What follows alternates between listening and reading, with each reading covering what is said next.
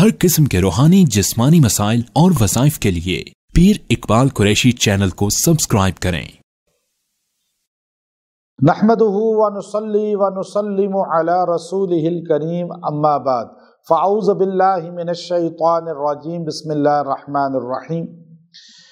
जमादुस सानी की 17, 18, 19 3 तारीखों का एक मैं ताकतवर अमल आपको दे रहा हूँ, जिसकी बरकत से अल्लाह तबारक व तआला आपको रिज़्क़ की वुसअतें अता फरमाएगा, किसी का मोहताज नहीं करेगा, आपको ज़िल्लत से निकाल देगा, मोहताजी से निकाल देगा और अल्लाह ताला आपको उरूज भी अता फरमाएगा, तरक्की भी अता फरमाएगा और मालो दौलत भी अता फरमाएगा।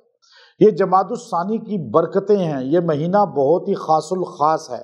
इस महीना के अंदर जो है अल्लाह रब्बुल इज़्ज़त ने बहुत खसूसियतें रखी हैं और सबसे बड़ी खसूसियत ये है कि इसको कुर्ब मिला है रजब का और रमज़ान के करीब ये लेके जा रहा है हमें।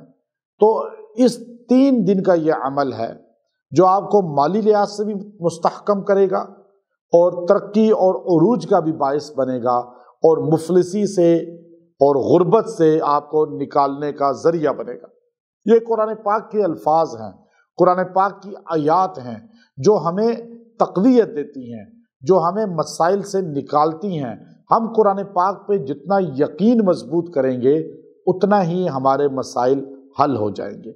आज अलमिया ये है कि आज मुसलमान का यकीन ये है कि कुरान पाक से मुर्दों के लिए किताब है। कोई मर जाए तो उसके लिए कुरान ख्वानी करें, इसाले सवाब करें, कब्र पे पढ़ ले या मुर्दे के पास बैठ के पढ़ ले या मैयत वाले घर में कुरान ख़वानी करें बस, या बेटी की शादी किया तो सर के ऊपर कुरान रख लें बस। इन बातों से आगे हमें यकीन ही नहीं कि कुरान पाक हमारी बीमारियों के लिए, परेशानियों के लिए, आफात के लिए, मुफलिसी के लिए, गुर्बत के लिए हल है। अल्लाह ने कुरान पाक को वनुनज़्ज़िलु मिनल कुरआनी मा हुवा शिफा कहा है। ये कुरान जो है खाली किस्सा कहानियों की किताब नहीं है, ये शिफा है अमराज पे, बीमारियों पे। अब शिफा जब हमारा यकीन होगा तो अल्लाह ताला हमें ये शिफा देगा। अब गुर्बत है, आप शिफा चाहते हैं कि गुर्बत मुफलिसी ख़त्म हो तो कुरान शिफा है। बीमार हैं, कोई बीमारी भी है, कुरान शिफा है। आपको डर लग रहा है, गम है तो कुरान शिफा है। अगर आपके काम नहीं हो रहे, रुक जाते हैं, बंदिशें हैं, कुरान शिफा है।